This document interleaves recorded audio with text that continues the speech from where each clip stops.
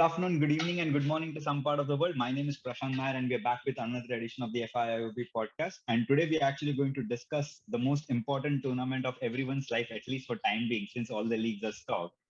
Before I actually introduce our panel, I would ask you to like, share, and subscribe to our channel, and also follow FIIOB TV so that you can get live updates of the match. So with me, I have Anirban, I have Shubhodip, I have Vishuda, and I have Sarkar. Four Hello. people who are so excited about Euros. And before I actually start talking about Euros, let me first go to Shubhodip. Shubhodip, in terms of football tournaments, right? World Cup is of top priority. Then there are leagues which of the club which you support, so on and so forth, etc., etc. But what makes Euro so special? I think what makes Euro very special is an association. See, uh, continental tournaments are played all the time. We have Copa, we have the AFC Cup, we have the CONCACAF Gold Cup, even Cup of African. But for most regular club footballer viewers, the players which we see play week in and week out, we will see at least 80% of those players in the Euro. So it's a very familiar feeling. To be, it's almost like seeing a grand edition of the Champions League. It's an extension but different colors. So in that aspect, I think it's very special. Fair enough. I mean, for me, growing up, Euros was that tournament where I saw a young striker by the name of Davor Suker, who was weaving his magic. Years later, I saw another flamboyant striker by the name of Zlatan Ibrahimovic. Then so on and so forth. My earliest memory, or let's say not the earliest, but one of my favorite memories of Euros has always been the 2004 Euro, where a young boy from Everton who had signed for Man United by the name of Wayne Rooney exploded. I mean, for me, Euros is a tournament where the brightest of the talent have got a platform to showcase what it means to play for the country. And Euros is special. And talking about special, in terms of Euros, I want to ask Anirban. Anirban, do you remember the Euros where out of nowhere, a small island, a small country, which was known as a tourist spot, suddenly won the Euros by the name of Greece? It was not that they had a great team. They had a very average team, but what they did in Euros, it created a lot of hope for people that it's not always the favorites. It's sometimes the underdogs as well. They have a shout at the trophy at the Euros. Yeah, I mean, their 1-0 wins are still like a myth. I mean, how they pulled off throughout the tournament. Yeah, it's of course is the biggest upset, and they actually came up with a game plan. So for most of us, we were very young and we were not following the Euros religiously up until that point. But yeah, like you said, it gave the underdogs a hope, and perhaps that's why you love Euros. So I mean, right now, even for the last decade, I think it's fair to say almost 2/3 of the world's best player play from European countries, and due to restrictions of number of teams in World Cup, you are not able to see that much European teams. And Euros, there are more European teams and more household names, like Shubhodip said. So, of course, it's great to see. I mean, all our names and very familiar names, and an underdog can do a thing like Portugal did last final. Oh, underdog like Portugal. Since you mentioned Portugal, I'll go to Vishuda. So you've seen how different teams evolve during a tournament, right? People who start as favorites suddenly are not favorites. People who don't rate teams that much. Because I remember in the Greece edition, Russia, a player by the name Roman Pavlyuchenko had a season of his lifetime in that Euros. And then that eventually led Spurs to sign him and so on and so forth. So when you look at that Euros as a competition, is it just the youngsters who get to shine, or is it a place where the veterans of the players can put their foot down and say, I am the best European footballer? I think it goes hand in hand because when, as far as team chemistry or team moral is concerned, right? All the pieces of a team should work on the same lines. They should be on the same page. So if a youngster like Cristiano Ronaldo comes to the scene in 2004 Euro, scores the one of the goals in the opening match, pours on his magic throughout the tournament, but there has to be a Rui Costa or Luis Figo also on the horizon, right? Or a Ricardo Quaresma. Yeah, Ricardo Quaresma in 2016. These things are like some stories. You can create a lot of stories out of this, like youngsters and the oldies, working together. But the most important thing I feel is, I see Euro as a tournament where you gear up for the World Cup that is upcoming. So it's important to showcase your youngsters to make them, to major tournaments ready. So yeah, in that way it makes sense. Fair enough. So with what Bishu said is that it's an audition before the World Cup. Euros is like audition, a major audition where it's like your prelims before you go for the boards. And Euros is that perfect platform. And when you consider a perfect platform like Euros, and if you look at the schedule of Euros this year, and I think it's a much needed break for all of us because the pandemic has been hard. I mean, it's not easy for any country. It's been hard on everyone. Do you think it is right in that sense that Euros are going ahead with it? Or do you think probably this year, it was supposed to be scheduled last year, didn't happen, pushed to this year. It's still called as Euro 2020. Or do you think that no, possibly we could have given it a skip? Right now, I think I'm not in the right position from sitting in India to comment about whether the tournament should go on or not. But as you can see, most of the tournaments, I think big tournaments, barring Wimbledon, last year's Wimbledon, most of the tournament have been conducted, and there have been no such reason to believe that those tournaments have anyways affected health of people or the sportsmen involved. Yeah. So I think the authorities are taking, enough precautions. So I think if it hasn't had a a negative effect till now, so we can be optimistic that it won't happen in the Euros. And as for the football fan, I'm not complaining. Yeah. I would like to just add one thing here. Yeah. So I had tickets for Euro 2020 with me, and we had to, of course, cancel the last moment. So I had my tickets for 2 matches, one in Budapest and one in Bilbao. So fixture was still not announced. So I had ticket till 2019. But I don't want to make you guys jealous. I stay in Ireland and I stay close to the Aviva Stadium where France was supposed to play, and I was the volunteer at the coach's tunnel or the players' tunnel. But unfortunately, Ireland didn't qualify, nor did Ireland as a venue got selected because of COVID. But yeah, anyways, I mean, we all have our own regrets, and possibly this will be a big regret for me. And I think that's the beauty of life, right? Sometimes it takes away something from you and definitely gives you back. Talking about giving back, I'm going to share the Euro 2020 groups and the teams who are involved in the group. And I'll first go to Shubhodip. Shubhodip, I want to straight away draw your attention to Group F. Okay. Virtually called as a group of death. Okay, that's because you have possibly 3 of the most strongest teams in world football right now, and the favorites, rightfully, which is Portugal, France, and Germany. When you look at the group, right, you look at that group and you think possibly one potential champion is getting out there. Yeah, I would say that. Right, and it's a very sad feeling when you look at it and you're like, yeah, one good team is going out. If you carefully analyze the group and the squads, what is there, who do you think is the weak link here? The weak link is definitely the 4th team, that is Hungary. In between these 3 teams, I would say the weak link is Germany because their defense is very bad. If you watch their recent friendly against Denmark, they're all over the place defensively. I think offensively, they have some very good players.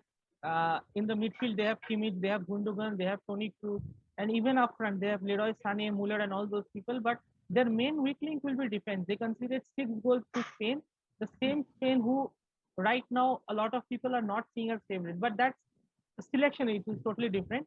But I would say Portugal and France are 2 better teams, but I think still Germany will qualify as the 3rd best place team because if you look at the other potential 3rd place teams, they are better.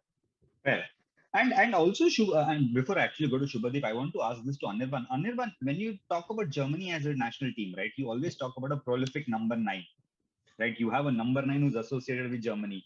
It was Miroslav Klose, Mario Gomez, Joran Klinsmann in the earlier days. And is it a matter of worry if Timo Werner is your number 9 for Germany? Because a German number 9 is always associated with a prolific goal scorer. It is not someone who's just a movement kind of a striker. I think, yeah, with the, like you correctly pointed out, so with the absence of a clear number 9, I think Low has to shift from the usual thing and he has to rely on Muller or someone like Gnabry to run in from behind and score the chances. And yeah, it's a big worry. Like lack of very agile fullbacks as well. So I think they are relying on the creativity of Havertz and Gundogan from the midfield. So yeah, lack of out and out striker will definitely harm them. But in the forms of Sane and Goretzka, they have goal scoring threats from midfield. So potentially that will cancel out, but I'll be very disappointed if Germany stops before semi-final. I think, like Shubhodip pointed out, all three of them should progress from this group. Yeah, I understand. I mean, I also want Germany to go till the semifinals at least and then lose. Till semifinals, I don't want them to Yeah, lose because the that's a World Cup was benchmark pretty for bad Germany. I for think, Germany, right? yeah, I mean, the last only two golden Euros also they went till semi-finals. I think semis, that should correct. be the benchmark for Germany. Yeah, and also even in the World Cup, right? Apart from a Toni Kroos free kick, there was nothing golden moment for Germany. The whole World Cup, everyone was talking about the Toni Kroos free kick against Switzerland, I think. Apart from that, Sweden. Apart from that, Germany as a team just faltered. Moving on from Germany, I want to ask Bishuda, when you look at Portugal as a squad, do you think it's a matter of worry when you have a problem of plenty? Because when I look at the Portugal squad, I'm like, who plays where now? They've got so many options. You have a Bernardo Silva, you have a Bruno Fernandes. Of course, you also have someone, he who must not be named currently at Juventus, and a lot of media writing that he's going back to Manchester and whatnot, etc., etc. The two fullbacks, Portugal's two fullbacks are on tremendous form. Someone like a Joao Cancelo has been brilliant. The backup fullback is Nelson Semedo, who's been decent for Wolves. He's not been great, he's not been bad, he's been decent. And you have a Diego Jota up front who can play as a number 10, who can play as a false 9, wherever you want. Do you think sometimes a problem of plenty can also be looked up as a disadvantage? Yeah, I think you were correct that at some situations that might be creating discomfort in a teams inside a team's environment. But I don't think that's going to be a problem for Portugal, because all the people, even though Bruno Fernandes or Diego Jota are big names, all of them has a big respect for the captain, and they have a big respect for the coach. Everyone has respect for the captain as long as you're not a Barcelona fan. So it's coming back to the point. So everyone has a respect for the people who run the team, who has a big say in the team, right? They look up to them. So I think from that aspect, it's not going to be a problem. They will be handling it properly, I believe. Fair enough. From moving from Group F, I want to move to Group D. And the reason I want to move to Group D is because you've been a very vocal Croatian supporter. And when you look at Group D, there is one team where they believe that it is coming home for I don't know when. World Cup also, it was coming home until unless the match against Croatia happened. It was probably one of the most heartbreaking moments for any English fan. Even after Kieran Trippier scored that beautiful free kick, everyone thought, the game is still on, but then things went haywire. When you look at Group D, do you really think this time possibly England can win the Euros because they have dynamic squad, they have youth or youngsters who can explode? Someone like a Phil Foden, a Jack Grealish, or Marcus Rashford, they're enigmas. They can change the game on their own within a matter of seconds, and they have done that for their respective clubs. In defense, they have slightly a big problem because Harry Maguire isn't fit for the first two games. So which means England will typically have to settle with a back three, just like how Gareth Southgate likes. Their fullbacks are on fire. I think England are the only team who's having 5 fullback options, and the striker is Harry Kane. I mean, who's possibly one of the best world strikers available right now, apart from Lewandowski and all those sort of guys. When you look at their squad, do you really think they have in it to win the Euros, or do you think it's just another media hype as usual because they've had better squads than this and they couldn't win anything? Yeah, I think, like if you look at the England squad, I think as a team, like if you like, like the earlier generations of Lampard, Gerrard, like people knew that these are big stars, but in this England team, you can say that there are like not stars, like probably Harry Kane, I guess, like stars, like there are like most of the players are young players. So I think that can be, like one of the positives that England can take, because they have like a lot of fresh blood. Yeah. And they are just, and many of them have actually just featured in the Champions League final, and they'll be high on confidence. Yeah. But the thing is that, like, if you actually study it, the group winners of which England is likely to win the group, they are likely to win Group D. because I think the other teams are Croatia and I think Slovakia is also there and Czech Republic, if I'm not wrong. The winners of Group D will play the second place of Group F. So they are either going to face Portugal, France, or Germany. Yeah, one of them. I think in the second round, it's gonna be like a very tough, tough fixture for England. Like I know, like they're like riding high on confidence and stuff. Yeah. But I mean, yeah, England progressed till the semi-finals, till the last, in the last World Cup.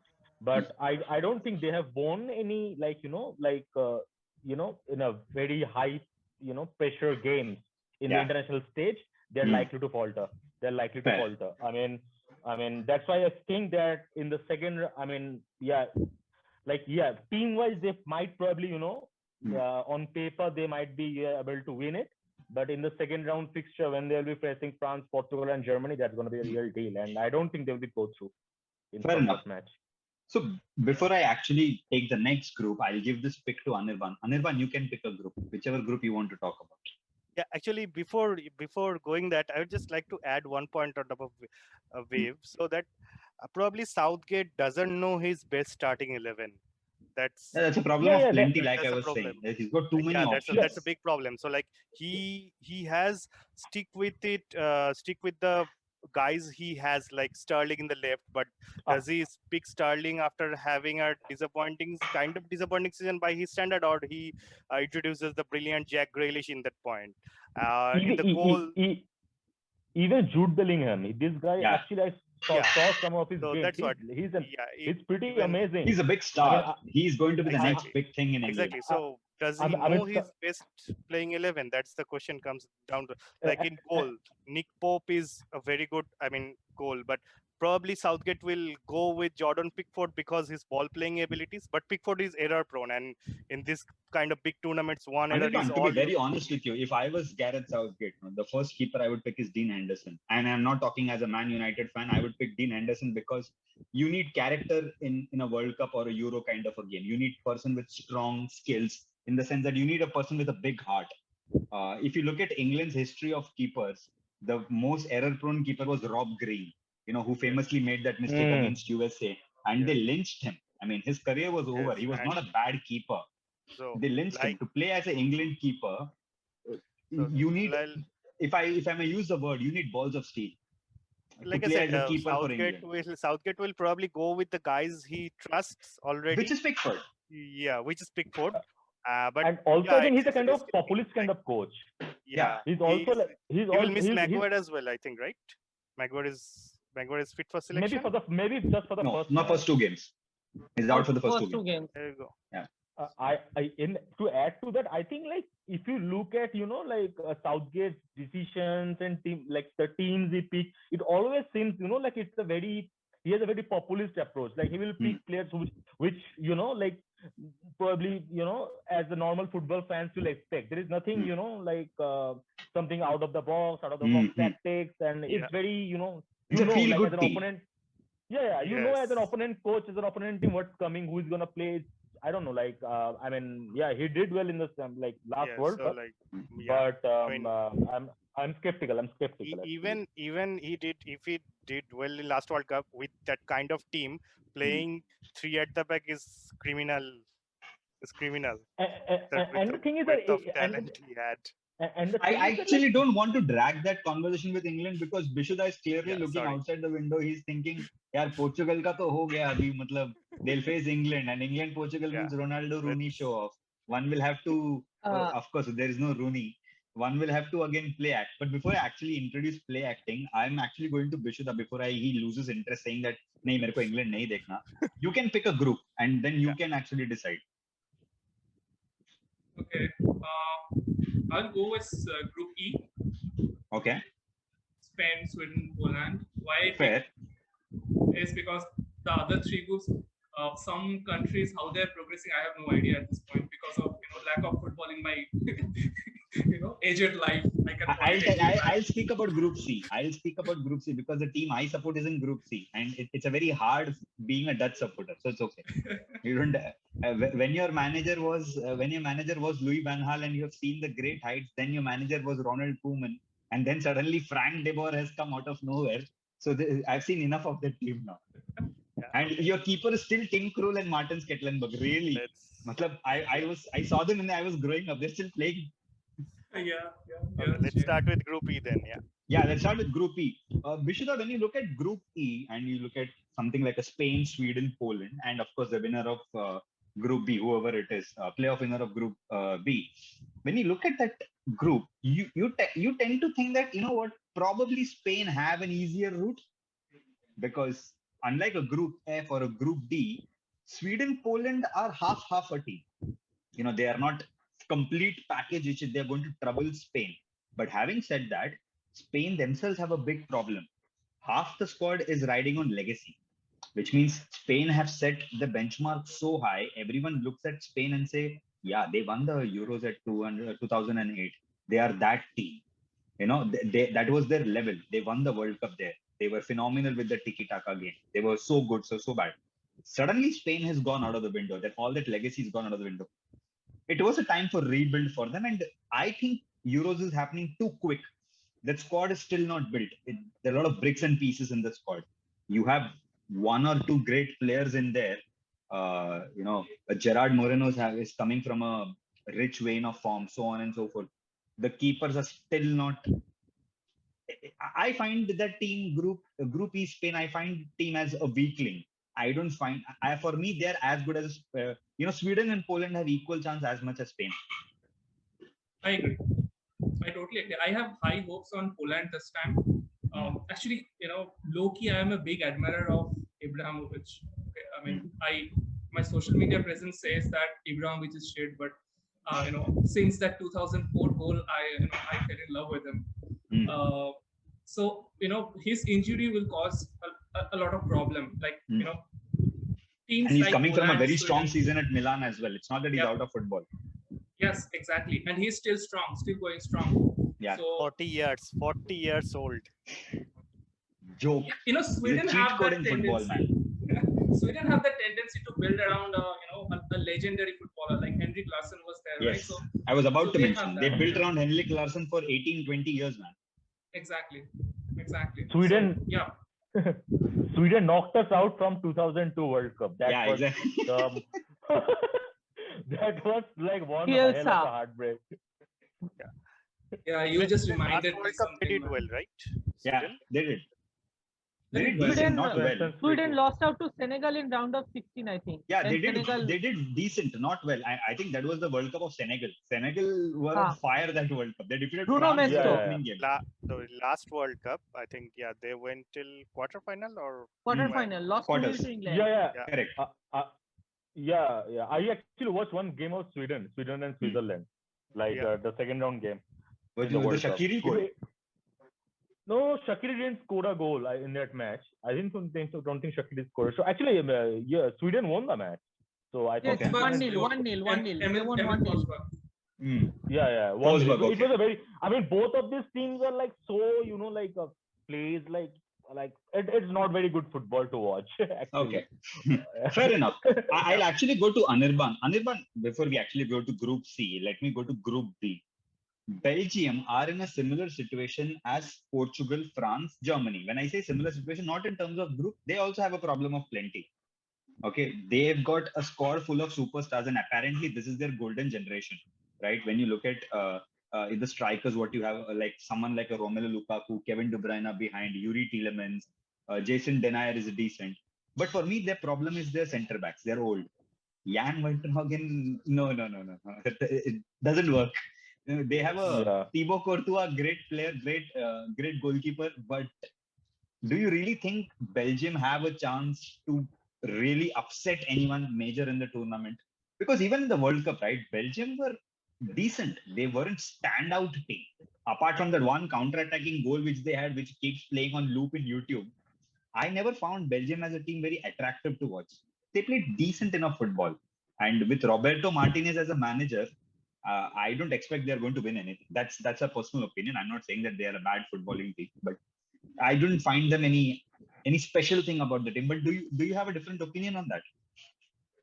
Yeah, like you said, so with their squad strength, they are at least supposed to go till quarterfinal. Or so, yeah, I also don't think they are going to upset anyone. I'll come to the reason later. But yeah, so but even if they don't upset anyone, they should go till quarterfinal as per their squad strength. And the reason I am not thinking they will be champions, because like you mentioned, their average age. So I mean, even when they have a very good squad, I mean, Kevin De Bruyne, Romelu Lukaku, these are all game changers, but all of them are coming from a very hectic schedule of European football. And Martinez likes to have a fixed playing 11 for some reason, which will go against them in the Euros, where matches are coming 3 or 4 days later. So that's a big worry for them. And like in defense, they have a 3-man back line where Otherworld is like 32 and Votonghen like is the 34. Yeah. So it's I think the joint second oldest squad in the tournament. Correct. So I don't see them going past the quarterfinal. In this group, actually, this group is a bit underwhelming. I think Denmark will follow them, and probably Russia Kasper Dolberg magic. Russia has also a chance to qualify as a third place team, just because these teams have most of the 2018 squad. So they're like best of the rest. They're not great. They're not bad. They're somewhere in they between. have the chance of, because they have played tournaments together in 2018. They have had some. Russia has a mixed bag of qualifier, and probably Denmark as well. So I'm expecting this to go through, but I'm not sure they will go very far. And for Denmark, it's over reliance or Eriksson to create something. And Russia is of course a team, but again, even for a quarterfinal on outside Russia will be a huge achievement for them. Fair enough. I'll talk about Group C. This has got Netherlands, Ukraine, Austria, and winner of the third place winner of Group D. So talking about Netherlands as a team, I have no hopes with the team, and the lesser I have hopes, it's better. It's a very unbalanced squad, but it's also a very underrated squad. When I say underrated squad, people always rate Memphis Depay as a winger and not as a striker. Of course, he's not a genuine striker, but he's decent. There is no Virgil van Dijk in this defense, so it's going to be Nathan Ake who will be playing, which means they possibly don't have their best player, but they're coming off a very shaky qualifying to the Euros. They haven't had a great run. With Frank de Boer as the coach, it's just like Manchester United having David Moyes. Not much of a difference. If the team goes through, it will be individual magic. It will not be a team performance. And someone or the other will have to play out of the skin for them to win the Euros. I mean, someone or the other will have to have a grease, and the odds are very much against them. So that's about Group C. And I'll ask you a question here. So what about the De Jong and De Ligt, the coveted youngsters of European football? You can have the best youngsters in world football, but if you don't have an entity like a team, you can't win it. Louis van Gaal's Netherlands did not have world-class players. Apart from Robin van Persie or Robben or Snyder, I don't think there was anyone who's world-class in that team. Right? Our defense was Bruno Martins Indy and Ron Vlaar, Stefan De Vrij.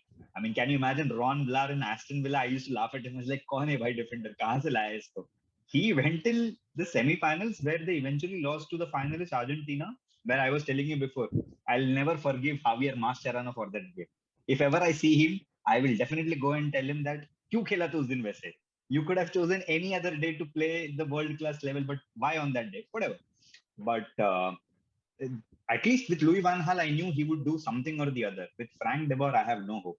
Someone who could not survive Crystal Palace, moved to, from Ajax to Inter to Atlanta United, and now to Crystal Palace, and then now one to thing, Prashanth, Frank de Boer only managed Crystal Palace for 4 games. Like, it's not like he was given too much time to do anything.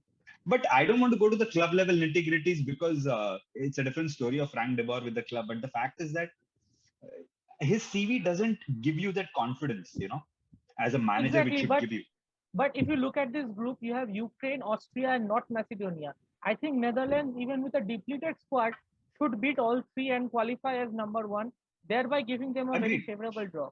Agreed. And like I said, someone has to play really out of the skin for them to progress much ahead than that. Yeah, so qualifying from here Prashanth is thinking ahead of the group level, right? Somewhere in semi-final. That's his expectations. Yeah, man. After 7 years, if they're coming and playing in the Euros, you don't even reach the semis. I don't know why are you qualifying. Might as well sit at home. But moving on from there, Vishudha, when you look at Group A, right? Italy is going under the radar. Of course, they are considered as so-called favorites as per the bookies and everyone. And that's one to a certain extent, it's Roberto Mancini effect. But Italy as a squad is going as very underrated and they're possibly considered very dark horses for the tournament as well. And remember that as of now, we haven't even spoken about France because I've kept it for the last because they are the favorites as per everyone. And, at least you're watching Euros. They think France, it's France's Euros to lose. But before we go to France, when you look at Italy as a squad, Manuel Locatelli, one of their X Factor players, right? He's supposed to be the X Factor. There is Lorenzo Insigne, Immobile, etc., etc. They are players who are great at European club levels, but they haven't been firing all cylinders for national teams as well. For over the years, Insigne and Immobile were considered as great footballers at their respective clubs. Forget the Dortmund failure or Sevilla failure, but overall, both of them were decent footballers. Do you still think that this Italy team has in it to qualify and go till the semis? Or do you think their road will be cut short? Or probably, it is Roberto Mancini. You never know with Mancini. He can pull off a rabbit out of a hat. He always does it. Yeah, I think the Mancini factor is always going to be there. Big fan. One problem, like starting from back, though Chileni and Bonucci, they are old. But looking at their game, I don't feel that a 36-year-old and a 34-year-old people are defending. I feel like they're 26 and 24, honestly. Not to forget someone like a Bastoni as well, who's been phenomenal for Inter. Exactly, him as well. But what I feel about the midfield, right? Jorginho, Barella, and maybe Locatelli at certain point of time. And this is the first time in many years that they are getting Marco Verratti fit. Yeah. After a huge gap. I think 2014 was the last World Cup that Marco Verratti was fully fit. 14. I think so, yeah. 14. Yeah. So throughout this time, all the qualifiers, important qualifiers in, even the 2018 qualifier, right? The important one, they missed Verratti. So I think Verratti being there, Barella being there, Locatelli, Jorginho being there, and Chiesa. I'm a big fan of Chiesa. So I hope everyone in that Juventus team. If there is someone who actually had a decent season, it would be him. Yeah. So all together, and Immobile is also, he has been good. He has been good for his team. Italy also. Insigne is one player that I am not really having great hope about. He maybe hit or a miss on based on the day his his mindset is. But the remaining players that I mentioned, the midfield and the right hand side of the forward line, I'm really hopeful that they can pull off really good, maybe semi-final or maybe final. Who knows? No, fair enough. The last, before I actually go to personal level questions and everything, I want to ask Vivla, you look at that France squad in Group F, right? When you look at France's squad, and you think that, is there any weakness in this team? Because they themselves can field two different teams and they'll be so strong, right? You talk from the keepers to defenders to forwards. And if there was one thing which last World Cup showed was Kylian Mbappe is here to stay. He's not one of those kids who's just blossomed in one World Cup and he's gone. No, he's here to stay. He's one of the most prodigious talent the world has ever seen. And you have someone like an Antoine Griezmann. Not to forget, Karim Benzema is back in the squad, who's had a phenomenal season with Real Madrid. Not as much as he expected to be, but he's had a great season with Real Madrid. When you look at all that factors, you have game changers like a Paul Pogba, an N'Golo Kante, who can just change games, right? And N'Golo Kante is coming from a European victory. It's a team of winners.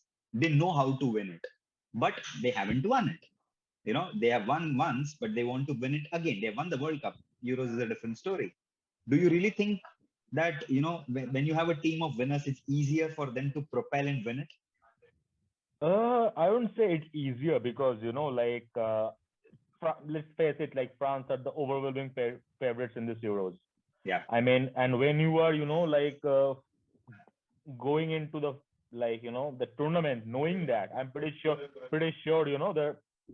I mean, the players know that. And, Yeah. and on top of that, like France are in a difficult group. So, I mean, it might come down just the odds are difference. already against them. Everyone is saying, great team, but they're in a difficult group. Possible they might go out. No, I'm not saying they will go out, but what I'm saying, like, they, even if they come second, then they're likely to face England in the next match. Yeah. So like in this kind of tournament, I mean, like anything can happen on that day. I mean, all like I mean, we don't know. Like even a Turkey can stop them. Turkey has a very strong and robust defense. Correct. So you just and then you win the penalty shootout. Yeah. So I mean, funny things happen. So yeah, I mean, funny things happen in this tournament. Yeah, so I mean, maybe there is a possibility like Portugal, France, and Germany all end up with 5 points, maybe like drawing with each other and stuff, winning over Hungary, and then all in the 5 points, and then it comes down to goal difference. Correct. So yeah, that it's a possibility. It's not impossible. It's possible. Yeah. That's what I'm saying. Like they are as a team, they are on paper they are favorites, and I mean it would be criminal for me to say like France won't win it, but I don't think it will be a cakewalk. I don't think it will cakewalk. We are gonna see some really close matches, and yeah, I mean I think like they have a good chance, probably the best chance to win the tournament. But yeah, I think it's their hard luck that they have been drawn in a group which you are not certain that they will top it, because Fair even enough. a draw against Germany and Portugal might see the other team going ahead in goal Yeah, difference. and if the other teams win, it means mathematically they are in a position where they can get knocked out. Yeah, and like I mean, like it might come down to how many goals you have scored against Hungary. Yeah. Like the fourth team, it just might come like if somebody has won 4-0 and somebody has won 1-0. Yeah, it boiled down to happen. Fair enough. I mean, that was a very comprehensive summary of the whole groups and possible favorites and everything. But before I actually wrap up today's podcast, let me actually go back to the memories of Euros to you. And I'll start with Anirban. Anirban, what's your favorite memory of Euros so far after watching it for years now? I think if you talk about individual performance, perhaps Zidane's performance against England, I think it was one of the first matches I ever saw live in Euros. It's in 2004, maybe. Yeah. He scored 2 goals, one in free kick and one in penalty. So he the joke of a performance. It was an absolute joke. There was not an England player who was close to him. He had this knack of doing this in big tournaments, playing with top teams against Brazil in World Cup. Against England in this Euro. So that's one of the best individual performance. And if you say as a match, perhaps last Euros penalty shootout between Germany and Italy, I think all of the outfield players, I think it went till 18 kicks. Correct. Okay. Yeah, it was 1-1. No, 1-1, correct. 16. Yeah. 16, yeah. That famous Zaza meme. Yeah, and in 17th kick, it was I mean, nail biting scene. So that's one of the most exciting matches I have ever seen. So fair enough, man. Fair enough. I mean, I completely understand that. Vishuddha, what is your favorite individual memory and a team memory? I think team memory would be England versus Portugal 2000 Euro. England scored. You remember? So England scored 2 early goals, and then Luis Figo Screamer through the legs of Tony Adams to make it 2-1, and then 2 more goals, and Portugal won it 3-2. That was amazing match. I was shouting, and I was in 6th standard, and mom and dad was sleeping, and they shut down the TV after 3. We took the lead. So that was one. And another match that I remember is last Euros, Belgium versus Wales. 3-1. I mean, that was like came out of nowhere. Just like a low blow to Belgium. I really enjoyed it. Al Robson Kanu. Al Robson Kanu, that back, suddenly back turn. Oh my god. Yeah, so these two, and Gascoigne in '96. That celebration. The only good thing which that match did was Gareth Bale got his priorities right after the match. He clearly understood what's his priority. Well, football to ठीक है. Then there is Wales भी ठीक है. Golf आ गया बीच में. But anyways, that's different story. And talk about individual performances. individual performance, I think Gascoigne versus Scotland in 1996 Euro. I was very small, but I watched it, and the celebration after that, he did something. I don't know what it's called, but he just he just did something so Pelesque and so Brazilian. Just chipped over some defender and then hit on the volley. And that was amazing. And they celebrated like their some beer is being poured on his It mouth. was called the dentist celebration, I think. They called it a dentist celebration or something. Okay, fair. That performance was amazing. Yeah. Fair enough. Shubhodip, what is your favorite memory? I think favorite memory. So, like, if you're talking about individual performance, one performance I will definitely bring up that great name, Cristiano Ronaldo versus Netherlands, 2012. I think he was good in the first game versus Germany. He made many shots on Neuer. Then but he decided to turn up. Then he didn't decide to turn up against Denmark, if you remember. Like all those. Yeah, of course. He only decided to turn up against Netherlands of all the teams. I don't know what wrong did he do. Lord Ventnor versus Ronaldo. That was a very complete performance, and I think 2012 and not 16 was his best Euro. If you're talking about game, this game is rather a little unconventional. Russia versus again Netherlands 2008, the 1-3 game. Andre Arshavin. Oh my God! Yeah, of course. Yeah, that was outside of his foot, then moves inside the box and then top corner. I'll never forget that. Because Holland were great. Because you see, France and Italy were the two teams that played the World Cup final, and they were drawn in the same moving group on. as Netherlands. I am cutting you. That's okay. Enough. हो गया. बहुत नमक छिड़क दिया तूने साले. बस हो गया. Yeah, that was really a great match. Yeah. So for me, right, the best match or best team performance which I remember is Spain versus Italy, the 2012 final. Because Italy were coming up as the strongest defensive team, right? I mean, Barzagli, De Rossi, everyone was playing out of the skin, and Mario Balotelli was on fire that World Cup. The postman celebration and removing the T-shirt before that and all that. I don't know what happened. Spain ripped them apart. I'll never forget the goal from it was David Silva, Jordi Alba, Fernando Torres, and Mata. 4-0 Euro 2012 final was done, dusted. And all were had, like Valencia connection. So correct. All of them had Valencia connection. It was just off. That was my favorite team performance. In terms of an individual performance, or an individual moment, I'll never forget, is Andrea Pirlo's Panenka against Joe. You need some audacity to do that. And he did that. Shootout was very controversial. Of course, it's controversial. I mean, it's England. Anything with England is controversial. Uske baad, after Pirlo took the penalty, I think Ashley Cole came. And English media alleged that some woman had got naked and that's why Ashley Cole missed. That was a very big controversy. The streaker moment happened before it. But yeah, those are my two memories. Vivda, what are your memories before I wrap up the podcast? You want like performance or like... Either ways. You can choose one. Yeah.